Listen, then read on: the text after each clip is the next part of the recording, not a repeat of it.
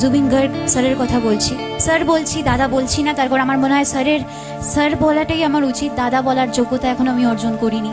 সবাই বলছে জুবিনদা জুবিনদা, ওকে, বাট আমার মনে হয় ওই মানুষটার আরও অনেক অনেক মর্যাদা পাওয়া উচিত ছিল সেই জায়গায়। বাট সেই জায়গাটা কিন্তু আমি জানি না ইন্ডাস্ট্রির কি ব্যাপার, বাট আমরা সাধারণ মানুষরাও কিন্তু তখন তাকে দিইনি। বাট আসামের মানুষ বুঝিয়ে দিয়েছেন যে তিনি কতটা দামি ছিলেন, তাই না? এবং এখন যে গানটি গাইবো, একটু অল্প করেই গাইছি। গানটা আজকে খুব খুব ভাইরাল হচ্ছে, খুব ভাইরাল। এখন তো অনেকে মানে ট্রেন্ডিংয়ে আসার জন্য রীতিমতো গানটা গাইছে।